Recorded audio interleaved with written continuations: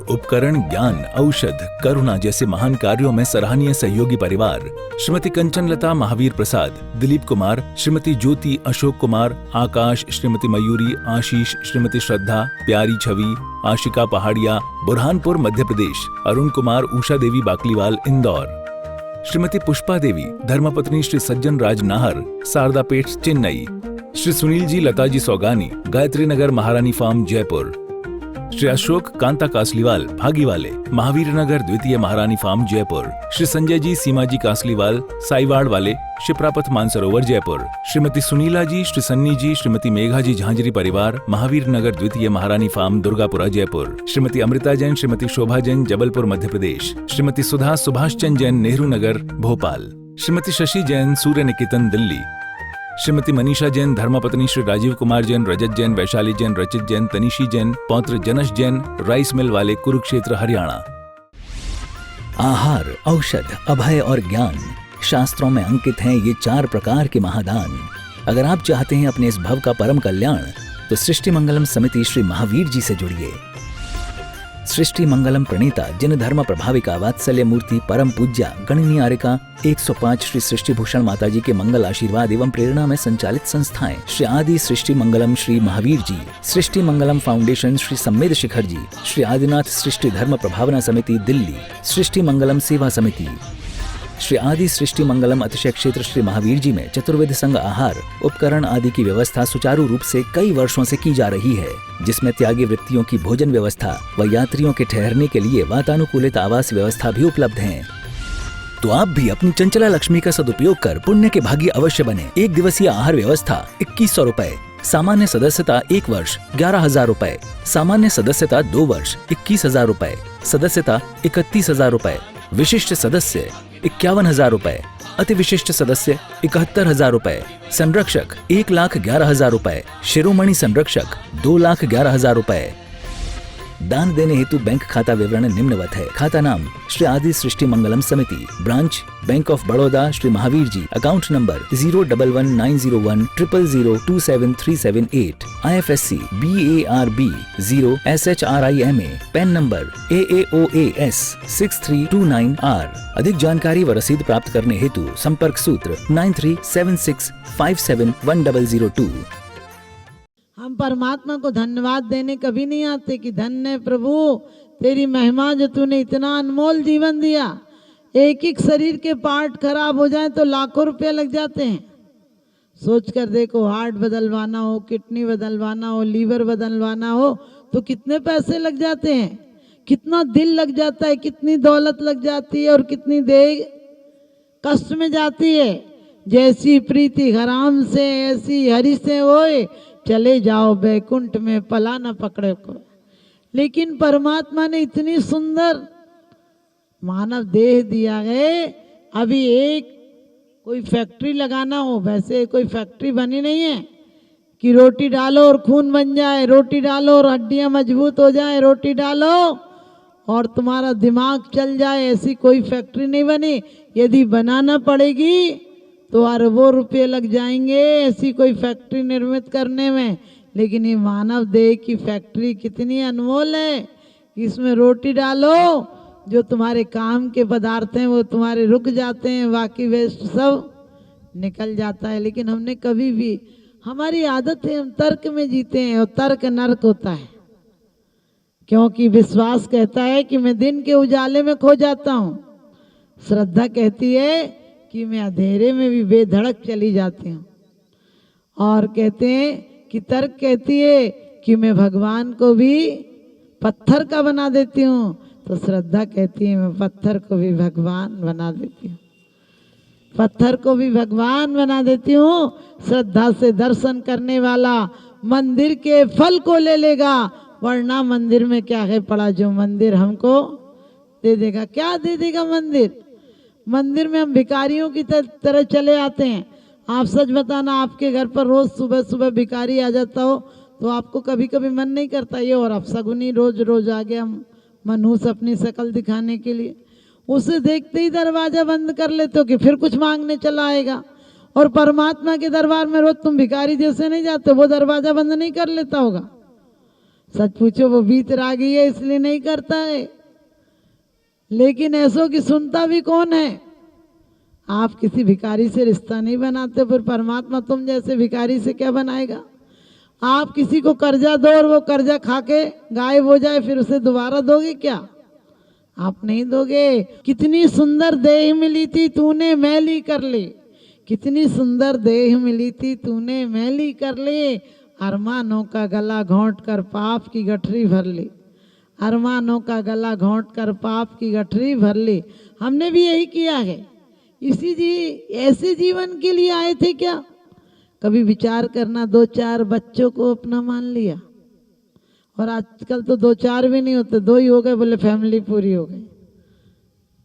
अब चाचा होगा तो ताऊ नहीं होगा, और ताऊ हुआ तो मौसी मामी नहीं होगी। क्यों मौसी मामी नहीं होगी, बुआ नहीं होगी, एक आती होगी, और एक बुआ और एक मामा हो गया तो आगे तो ताऊ चाचा तो खत्म ही है। ये मत सोचना। आज भी हम क्यों दुखी हैं? लोग कहते हैं एक ही बच्चा अच्छा पढ़ जाए। मैंने कहा वो पढ़कर कुछ नहीं बन पाया तो कुली जरूर बन जाएगा। कुली नहीं बन पाएगा क्योंकि बच्चों का बोझ इतना है, ये वो पढ़ पढ़ के पागल हुए जा रहे हैं।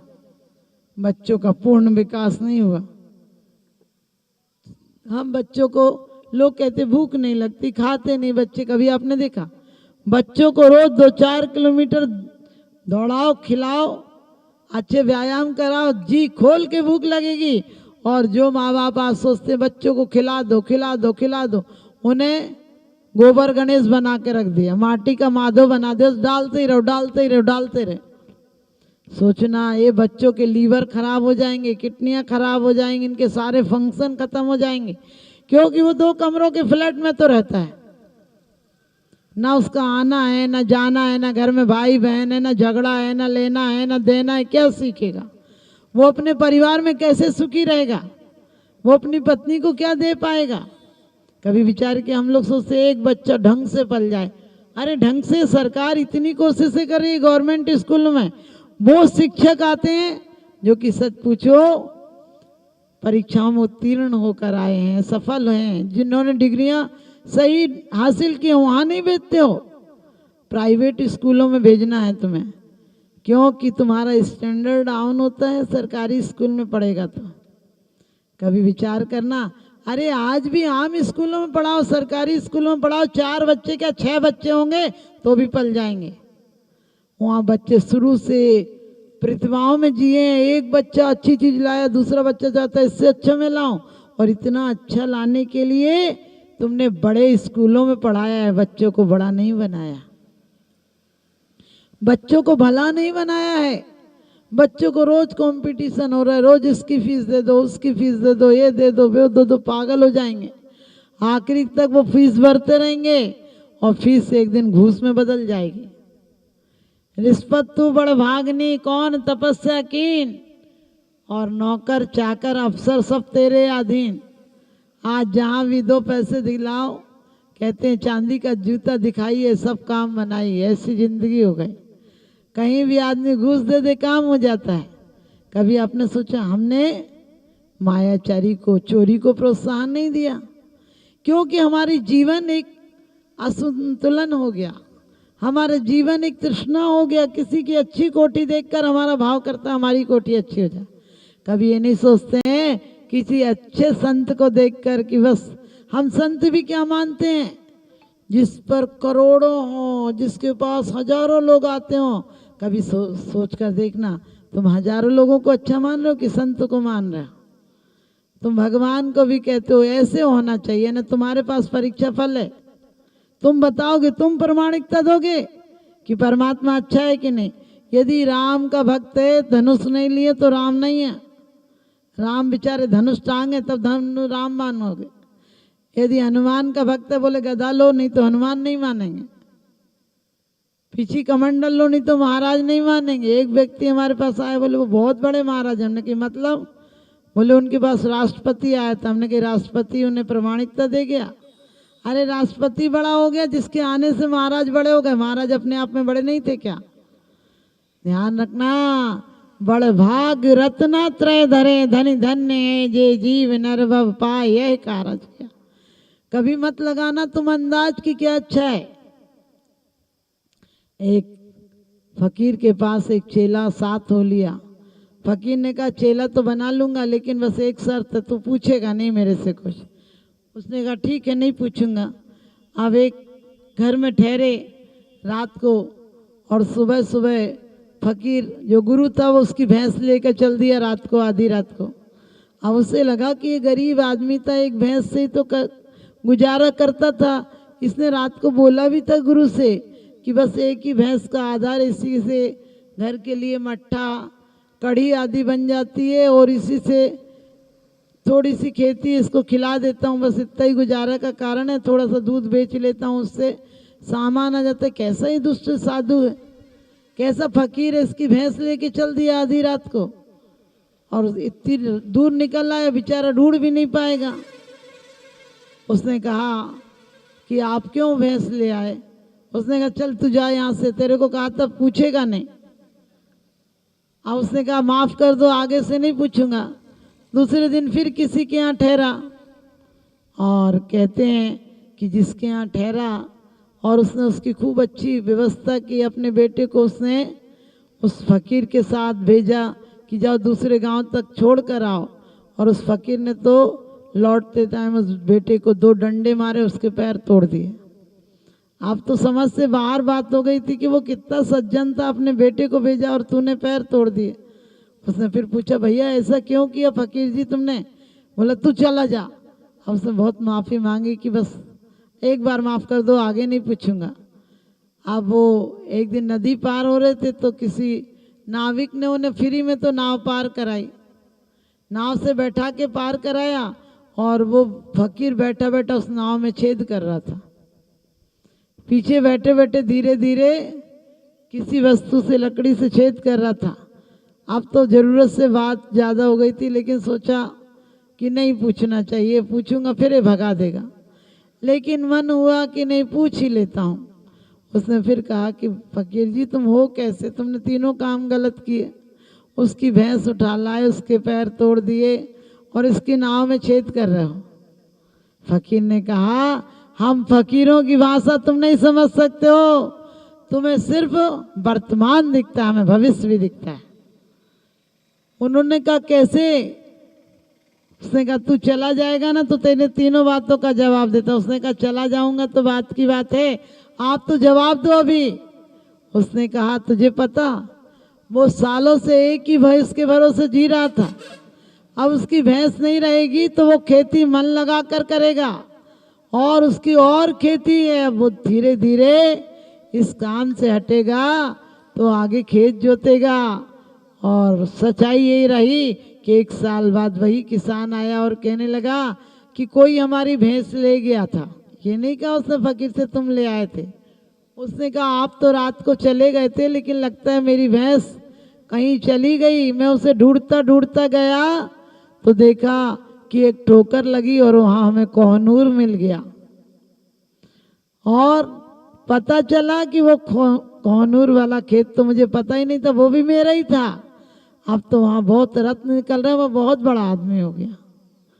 और कहते हैं थोड़ी और आगे चला तो वही जो सम्राट का जिसके यहाँ रुका था, जिसके बेटे के पैर तोड़ दिए थे, वो आया और साधु के पैर में गिर के रोने लगा, कहने लगा धन्य आपने मेरे बेटे के पैर तोड़ दिए थे, क्योंकि उसी दिन लोग आए थे चढ़ाई करने के लिए। पूरे राजकुमार गांव के जितने युवक थे वो सब मर गए क्योंकि राजा शक्तिशाली था, लेकिन मेरा बेटा के पैर टूट गए थे तो वो गया ही नहीं, मेरा बेटा बच गया। मेरे बेटे के पैर टूटे थे तो वो जा नहीं पाया, मेरा बेटा बच गया। और कहते हैं थोड़ी देर में वो नाविक भी आया, कहने लगा कोई मेरी नाव में छेद कर गया था, वरना उसी नाव से उस रात डकैत आने वाले थे, आए तो थे लेकिन वो हमारे गांव में नहीं आ पाए क्योंकि एक ही नाव थी और उसमें छेद था तो वो तो सब डूबकर मर गए। ध्यान रखना, इसीलिए परमात्मा के करिश्मा पर हम कभी नहीं सोच सकते क्या हुआ। और आप सब भी अपने जीवन में आनंद मंगल चाहते हैं तो जो मिला वो किसी से कम नहीं और जो नहीं मिला उसका कोई गम नहीं। विश्व पटल पर जैन धर्म की प्रभावना करने वाली ममता की साक्षात प्रतिरूप परम पूज्य गुरु माँ आर्य का रत्न 105 श्री सृष्टि भूषण माता जी के आशीर्वाद से सिद्ध क्षेत्र, अतिशय क्षेत्र एवं महानगरों में सेवा के पुनीत कार्य भी किए जा रहे हैं। अनेक आध्यात्मिक पुण्य के कार्य, साधुओं के आहार, विहार, औषधि एवं उपकरण आदि की व्यवस्थाएं सुचारू रूप से कई वर्षों से की जा रही है। महीने में 2 दिन 3 दिन नहीं चलता, पूरे 365 दिन चौका चलता है। और पहली व्यवस्था तो ये थी कि साधु पहाड़ पे भी जाता था तो वहाँ से आटा आदि की व्यवस्था है, जो भी सामग्री साधु को चाहिए होती तो पहाड़ पे भी जाती सामग्री जाती थी और वहाँ पर साधु को चौका आदि लगता था। ये बीड़ा उठाया, उनका ये मिशन है कि हर क्षेत्र पर साधुओं की त्यागी वृत्तियों के आहार की संपूर्ण व्यवस्था हो। पूज्य आर्यिका माँ सृष्टि भूषण माता जी की अनुकंपा कृपा जगत के अनेक जीवों पर बनी हुई है और जहाँ भी माता जी की दृष्टि पड़ती है, जहाँ भी किसी प्रकार से पीड़ित परेशान लोग दिखाई देते हैं, माता जी के माध्यम से उनकी किसी न किसी प्रकार से सहयोग की जाता है। साथ ही सामाजिक सेवा के भी कार्य समिति द्वारा कार्यरत है। बच्चों की शिक्षा, गरीबों की सहायता, वृद्ध एवं असहाय लोगों को आश्रय दिया जाता है। गौ संरक्षण एवं संवर्धन के लिए गौशाला का निर्माण एवं चारा जैसे सराहनीय कार्य किए जा रहे हैं। देर न करें, आज ही जुड़ें ऐसे महापुण्य के कार्यों से। 1 लाख से अधिक राशि देकर संरक्षण आदि पद प्राप्त कर सकते हैं। साथ ही छोटी राशि दान करके भी पुण्यार्जन कर सकते हैं। आप अपनी दान राशि दिए गए निम्नलिखित बैंक खाता विवरण में जमा करा सकते हैं। अधिक जानकारी हेतु संपर्क सूत्र। आहार, उपकरण, ज्ञान, औषध, करुणा जैसे महान कार्यों में सराहनीय सहयोगी परिवार श्रीमती कंचन लता महावीर प्रसाद, दिलीप कुमार, श्रीमती ज्योति अशोक कुमार, आकाश, श्रीमती मयूरी, आशीष, श्रीमती श्रद्धा, प्यारी छवि, आशिका पहाड़िया, बुरहानपुर मध्य प्रदेश, अरुण कुमार, उषा देवी बाकलीवाल इंदौर, श्रीमती पुष्पा देवी, धर्मपत्नी श्री सज्जन राज नाहर, सारदापेट चेन्नई, श्री सुनील जी लताजी सौगानी, गायत्री नगर महारानी फार्म जयपुर, श्री अशोक कांता कासलीवाल भागीवाले, महावीर नगर द्वितीय महारानी फार्म जयपुर, श्री संजय जी सीमा जी कासलीवाल साईवाड़ वाले, शिप्रापथ मानसरोवर जयपुर, श्रीमती सुनीला जी, श्री सन्नी जी, श्रीमती मेघा जी झांझरी परिवार, महावीर नगर द्वितीय महारानी फार्म दुर्गापुरा जयपुर, श्रीमती अमृता जैन, श्रीमती शोभा जैन जबलपुर मध्य प्रदेश, श्रीमती सुधा सुभाष चंद जैन नेहरू नगर भोपाल, श्रीमती शशि जैन सूर्य निकेतन दिल्ली, श्रीमती मनीषा जैन, धर्मपत्नी श्री राजीव कुमार जैन, रजत जैन, वैशाली जैन, रचित जैन, तनिशी जैन, पौत्र जनश जैन, राइस मिल वाले, कुरुक्षेत्र हरियाणा।